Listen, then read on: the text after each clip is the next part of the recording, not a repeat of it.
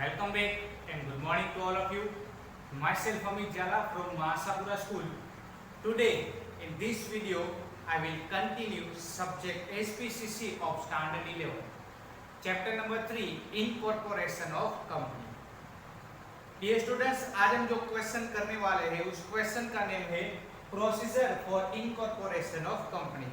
Company अगर आपको start करनी है तो इसकी प्रोसेस क्या है, इसकी इनकॉर्पोरेशन प्रोसीजर क्या है. इनकॉर्पोरेशन यानी कि बिजनेस स्टार्ट अगर आपको करना है तो उसका हम रजिस्ट्रेशन कैसे करवाएंगे और उसका सर्टिफिकेट लाइसेंस हम कैसे लेंगे. तो उसकी एक मतलब वो प्रोसेस है जो प्रोसेस आपको कंप्लीट करनी पड़ती है. उसके बाद आपको जो है रजिस्ट्रार ऑफिस आपको कंपनी स्टार्ट करने का लाइसेंस प्रोवाइड करती है.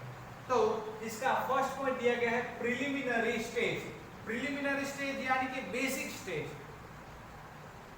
Starting first stage. First stage में क्या दिया गया है, first stage involving the conception of idea of setting up a company and primary extensive investigation of the feasibility of the idea, requirement of sources and capital.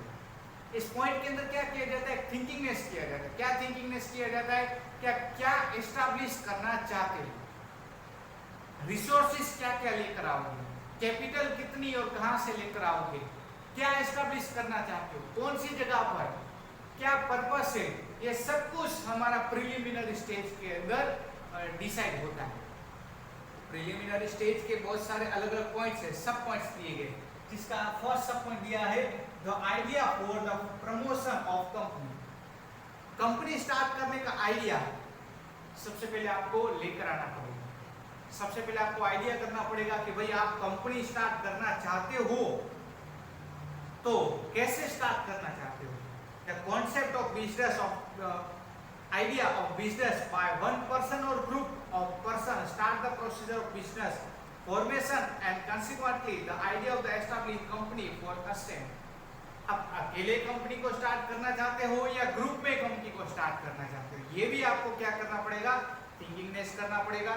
और फिर उसके बाद आपको इमेजिंग करना पड़ेगा. आइडियाज जो है इमेजिंग करने पड़ेंगे कि आप क्या करना चाहते हो, कैसे करोगे, किस तरीके से हम करेंगे, ये सब कुछ आपको सोचना पड़ेगा. फिर उसके बाद दिया गया है और आपको रेडी रहना पड़ेगा. किसके लिए रेडी रहना पड़ेगा, बिजनेस आप करोगे तो बिजनेस के अंदर मैक्सिमम रिस्क आपको उठाना पड़ेगा.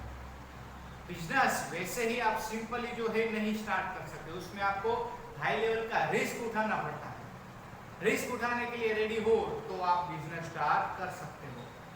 फिर उसके बाद बताया गया है कि प्रमोटर जो है वो क्या है, प्रमोटर कंपनी ने प्रमोटर को ब्रेन चाइल्ड कहा है.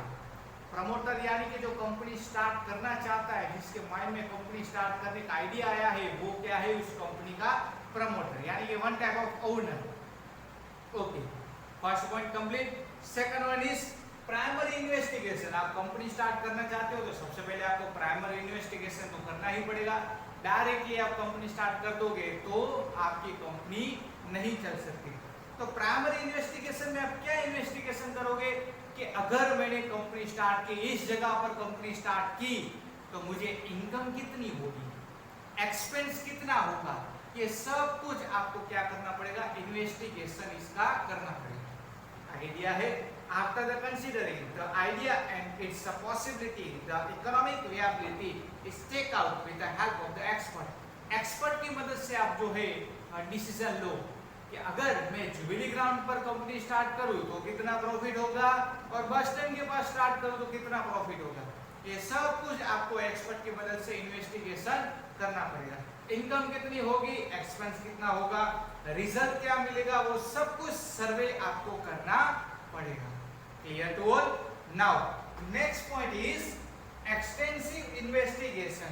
Extensive यानी कि डिटेल्स में आपको इन्वेस्टिगेशन करना पड़ेगा. डिटेल में जाके आपको इन्वेस्टिगेशन करना पड़ेगा. ओवरऑल सिर्फ इन्वेस्टिगेशन करके आप कंपनी स्टार्ट नहीं कर सकते. दिया गया है एक्सटेंसिव इन्वेस्टिगेशन. क्या इन्वेस्टिगेशन करोगे एक्सटेंसिव में कि गवर्नमेंट की पॉलिसीज क्या है, हम अगर कंपनी स्टार्ट करते हैं तो गवर्नमेंट के रूल्स एंड रेगुलेशंस कौन कौन से हैं, लीगल प्रोविजन हमें कौन सी फॉलो करनी पड़ेगी, हमारे पास रॉ मटेरियल कितना अवेलेबल है, उसके बाद जो है डिमांड सप्लाई की सिचुएशन क्या होगी, और ऑक्सिलरी सर्विसेज वहां पर अवेलेबल है कि नहीं, ऑक्सिलरी सर्विसेज यानी कि बैंकिंग सर्विसेज, कम्युनिकेशन, ये सारी की सारी सर्विसेज कैसी है, ऑक्सिलरी सर्विसेज, ये वहां पर अवेलेबल है या नहीं है, ये सब कुछ आपको चेक करना पड़ेगा। फिर उसके बाद आपको एकदम क्लीन जो है क्लियर पिक्चर आपको नजर आएगा कि हाँ अब मुझे स्टार्ट करना चाहिए या नहीं करना चाहिए, ये आइडिया आपको मिलेगा। ये तो ओके, एक्सटेंसिव इन्वेस्टिगेशन कर दिया, फिर उसके बाद मोबिलाइजिंग रिसोर्सेज करना पड़ेगा। मोबिलाइजिंग रिसोर्सेज यानी कि आपके पास सर्विसेज अवेलेबल है कि नहीं है, रिसोर्सेज अवेलेबल है कि नहीं है।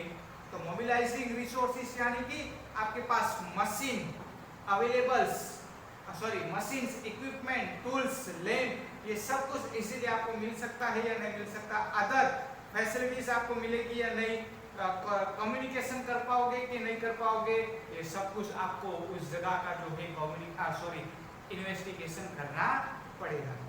उसके बाद नेक्स्ट दिया गया है अरेंजमेंट ऑफ फिनांस। फिनांस यानी कि मनी, मनी के बिना तो कुछ भी नहीं हो सकता, कंपनी भी नहीं स्टार्ट हो सकती। तो मनी का अरेंजमेंट कैसे होगा ये भी आपको सोचना पड़ेगा। For the mobilising the resources and for the promotion expenses finance will be required, the type of activity and amount of fund required by the company as well as sources of capital will be considered। Capital कहां से आएगी ये भी आपको सोचना पड़ेगा। ये तो ओके, आपने सोच लिया, इन्वेस्टिगेशन भी कर दिया, डिसीजन ले लिया, चलो हाँ अब मुझे कंपनी स्टार्ट करनी है, इस जगह पर इस प्लेस पर स्टार्ट करनी, डिसीजन ले लिया, लेकिन तुरंत तो आप स्टार्ट कर नहीं पाओगे। क्यों? क्योंकि आपको रजिस्ट्रेशन करवाना पड़ेगा रजिस्ट्रार ऑफिस में। जब रजिस्ट्रार ऑफिस आपको लाइसेंस देगी, परमिशन देगी, तब जाके आप कंपनी स्टार्ट कर पाओगे। तो उसकी प्रोसीजर है। तो सबसे फर्स्ट आपको दिया है इनकॉर्पोरेशन स्टेज यानी कि रजिस्ट्रेशन का स्टेज। रजिस्ट्रेशन आपको कंपलसरी करवाना पड़ेगा। कैसे? तो सबसे पहले आपको एक memorandum of association, MA short में लिखा है, मेमोरेंडम ऑफ एसोसिएशन का ये एक वन टाइप ऑफ डॉक्यूमेंट है, इसे फुलफिल करके आपको रजिस्ट्रार ऑफिस में सबमिट करवाना पड़ेगा। तो इस डॉक्यूमेंट में क्या क्या आता है, क्या नहीं आता है, वो सब कुछ हम देखते हैं। Memorandum of association is the basic document of company. ये कंपनी का बेसिक डॉक्यूमेंट है जिसमें पूरी की पूरी कंपनी की डिटेल्स आ जाती है, जैसे कि details plus mention in define a scope of activity of company.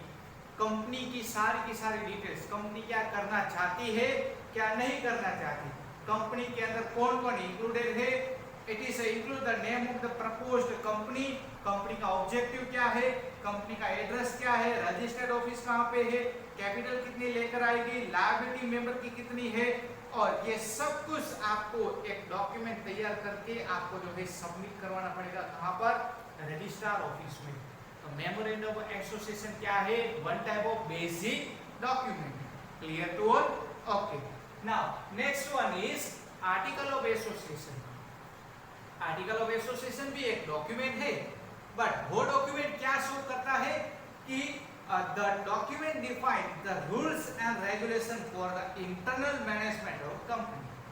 Company का इंटरनल मैनेजमेंट कैसा होना चाहिए, कैसा नहीं होना चाहिए, इसी के related rules and regulation define करता हुआ डॉक्यूमेंट यानी कि आर्टिकल ऑफ एसोसिएशन।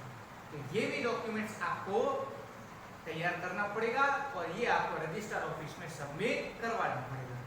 फिर उसके बाद आपकी कंपनी के अंदर डायरेक्टर्स होंगे, तो उसका लिस्ट तैयार करना पड़ेगा कि आपकी कंपनी में कितने डायरेक्टर्स हैं, तो उस डायरेक्टर का name, address, age, occupation, nationality, ये सब कुछ तैयार करना पड़ेगा। और वो रिस्पॉन्सिबिलिटी ली है उसने तो कितनी ली है, तो ये आपको रजिस्ट्रार ऑफिस के सामने जो है सबमिट करवाना पड़ेगा। और हाँ ये स्टूडेंट्स, हर एक कंपनी के अंदर as per the company act, company law के अकॉर्डिंग कंपनी के अंदर एक मिनिमम 1 फीमेल डायरेक्टर तो होनी ही चाहिए। तो एक लिस्ट तैयार करना पड़ेगा, ये भी आपको कहां पर सबमिट करवाना पड़ेगा? रजिस्ट्रार ऑफिस के अंदर। Clear to all? Okay. Next point is written concern and affidavit of director. Director से आपको रिटन में लेना पड़ेगा और एफिडेविट भी करवाना पड़ेगा। क्या करवाना पड़ेगा कि उस डायरेक्टर ने पास में कोई जो है बरोबर गुनाह तो नहीं किया ना, कोई फ्रॉड एक्टिविटी तो नहीं की है ना कहीं पे भी, ये उससे रिटर्न में लेना पड़ेगा।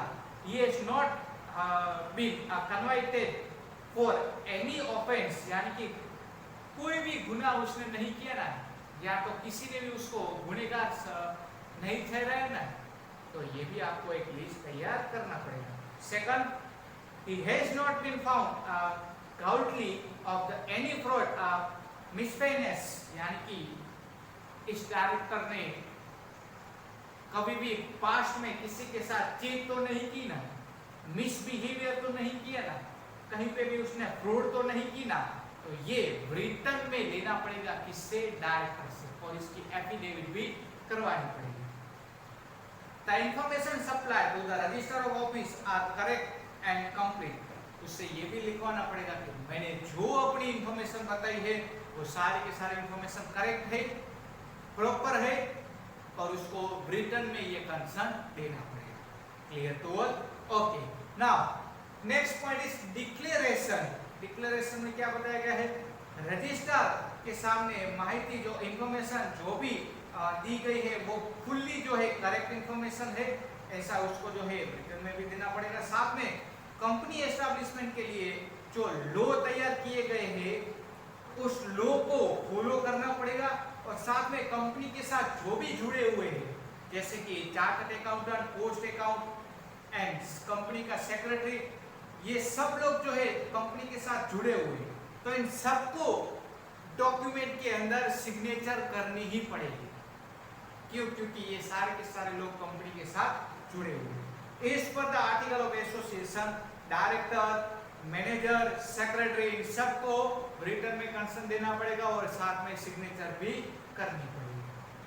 फिर उसके बाद बताया गया disclosure of interest in other firm in company. Director को अदर कंपनी में कोई इंटरेस्ट है या नहीं है, वो एक साथ दो कंपनी में काम करना चाहता है या नहीं करना चाहता है। If the director, subscribers, manager or secretary are also associated with other firm or company, they have to give information regarding their association. Director हो या मैनेजर हो या सेक्रेटरी हो, साथ में दूसरी कंपनी के साथ जुड़ा हुआ है कि नहीं जुड़ा हुआ, तो ये भी उसे रिटर्न में देना पड़ेगा। और फिर उसके बाद अगर रजिस्ट्रार ऑफिस को सही लगेगा तो वो एक सर्टिफिकेट इश्यू करेगी।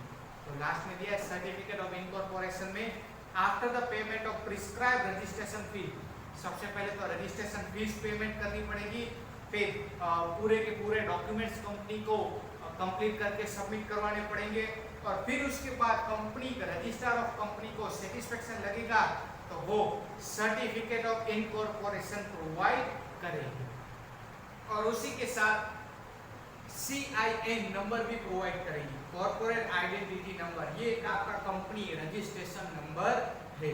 तो इस तरीके से कंपनी का रजिस्ट्रेशन होता है, और ये प्रोसीजर फॉर इनकॉर्पोरेशन, ये question very most IUP question in all examination, first terminal, second term and final exam. ये स्टूडेंट्स, आज हमने इस वीडियो के साथ चैप्टर नंबर 3 कंप्लीट किया।